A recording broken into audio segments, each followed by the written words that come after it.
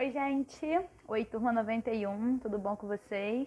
Antes de mais nada, deixa eu me apresentar. Meu nome é Rafaela e a partir de agora eu sou a professora responsável pela disciplina Geografia das turmas de ensino fundamental.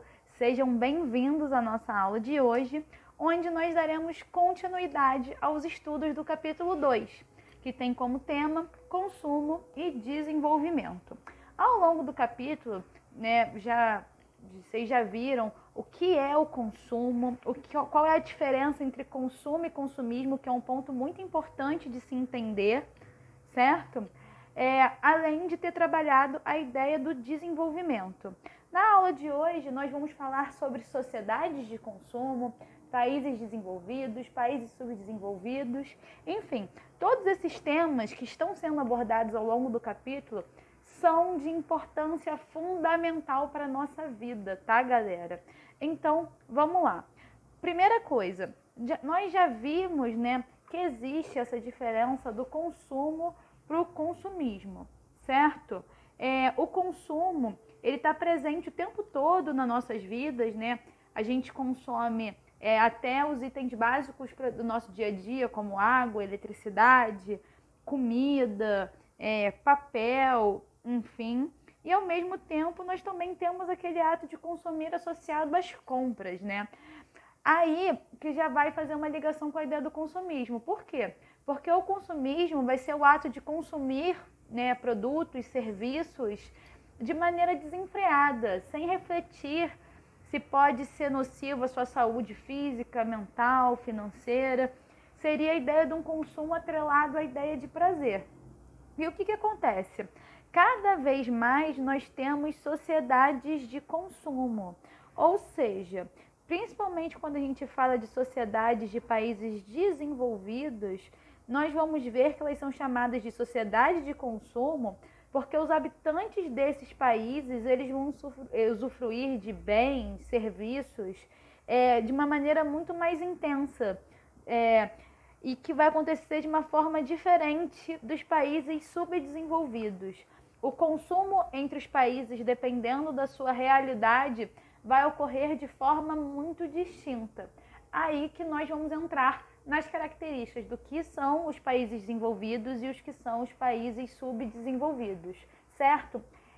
Essa conceituação, essa diferença é fundamental, tá, galera? É importante que a gente entenda isso, porque é uma conceituação que vai acompanhar muita gente nos nossos estudos nas ciências sociais, de uma forma geral, na geografia, na história, mais na frente vocês também vão ver na filosofia, na sociologia, e também ela está muito presente no nosso dia a dia e tudo mais. O que acontece? Os países desenvolvidos são aquelas nações que apresentam um elevado desenvolvimento socioeconômico, ou seja, esses países são classificados quanto desenvolvidos a partir de uma classificação feita como critérios, como, por exemplo, IDH, o Índice de Desenvolvimento Humano, a renda per capita. Esses países eles vão possuir grande quantidade de indústrias, vão ter uma indústria bem desenvolvida, tanto de bens de consumo quanto de bens de capital. O que é isso, Rafa? Bens de capital são aqueles que servem para a produção de outros produtos de consumo, como, por exemplo, máquinas para produzir peças para automóveis, máquinas para construção, máquinas para fazer macarrão, entre outras, certo?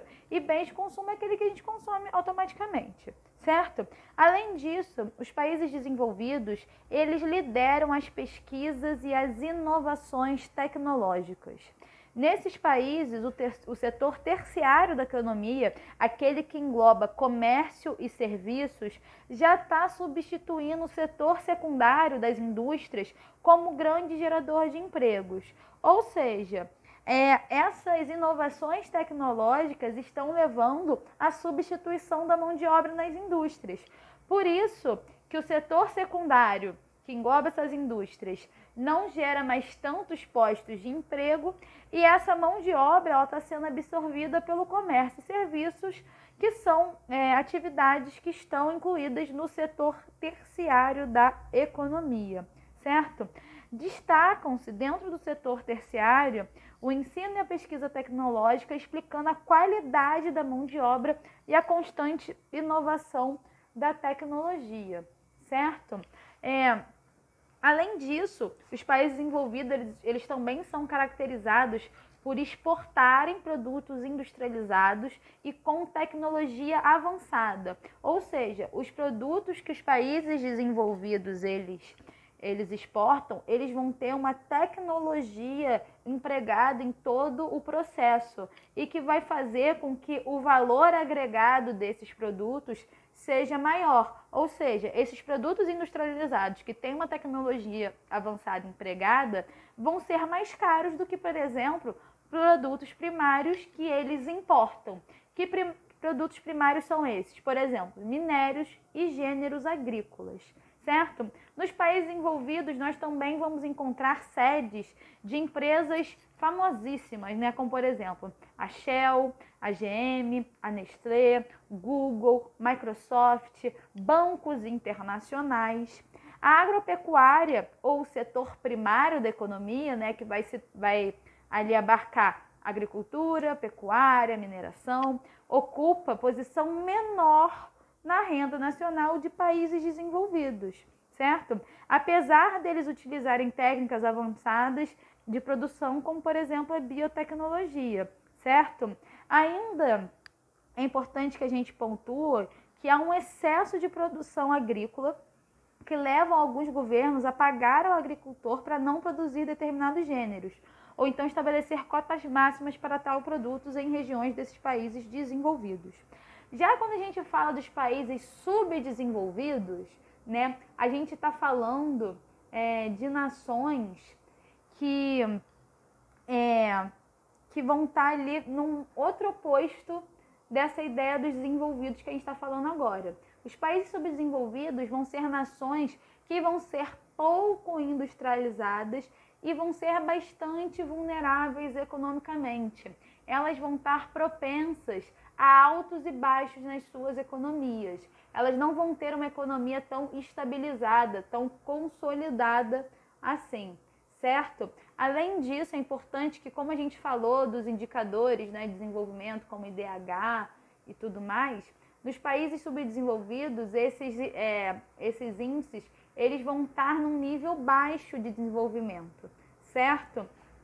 Então, a gente pode falar, né, que esses países subdesenvolvidos são países que apresentam um nível de desenvolvimento econômico e social mais baixo, certo? Exatamente marcado por essa vulnerabilidade econômica, uma fragilidade social, questões de renda vão ser muito fortes, certo? E o que acontece? A exploração colonial, ela instituiu um modelo social marcado por extremas desigualdades. Esse processo de desenvolvimento e de subdesenvolvimento não é uma realidade de agora, pessoal. É uma realidade que remete lá ao período colonial, certo? De um lado, a gente tinha o quê? Ricos em pouca quantidade, e do outro, uma imensa massa de trabalhadores mal remunerados e muito explorados. Os atuais países subdesenvolvidos, que nós estamos falando agora, né, tiveram ao longo da sua história mão de obra escrava, certo? Com a extinção dessa escravidão, esses trabalhadores eles foram absorvidos, né, na sociedade com baixíssimos salários, certo? Além disso, né, é importante que a gente pontue que, por exemplo, na América Latina, os europeus trouxeram esses trabalhadores escravos da África.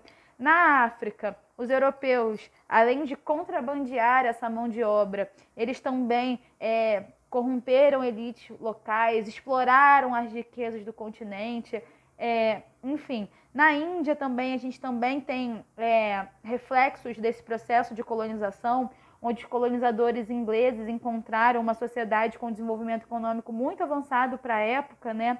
E com interesse era na Índia compradora dos produtos ingleses, eles acabaram destruindo as oficinas manufatureiras indianas e alterando toda uma realidade local.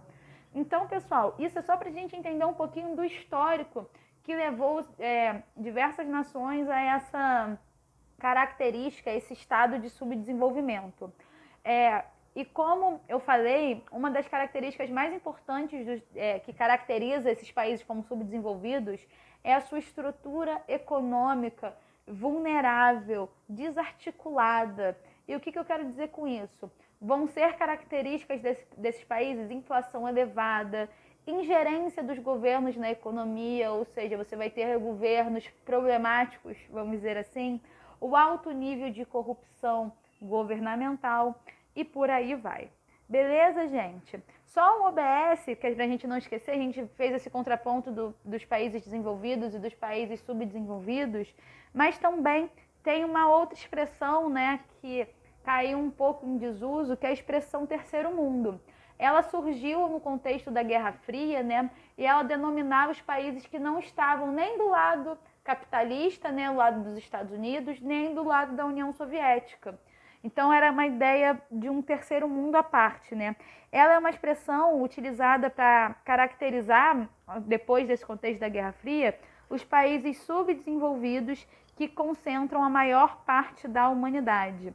Nessa ideia de terceiro mundo, nesses países subdesenvolvidos, existe uma minoria privilegiada que desfruta de padrões de vida elevadíssimos e tem gente que usa essa ideia de terceiro mundo e subdesenvolvimento quanto sinônimos, certo? Então, galera, uma outra característica, né, desses países, como eu acabei de falar, é a elevada desigualdade social, certo?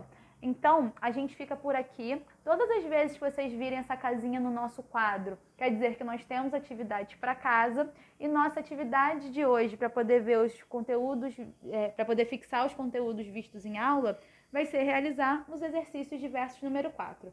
Tá bom, galera? Um beijo, se cuidem e até a próxima. Tchau, tchau!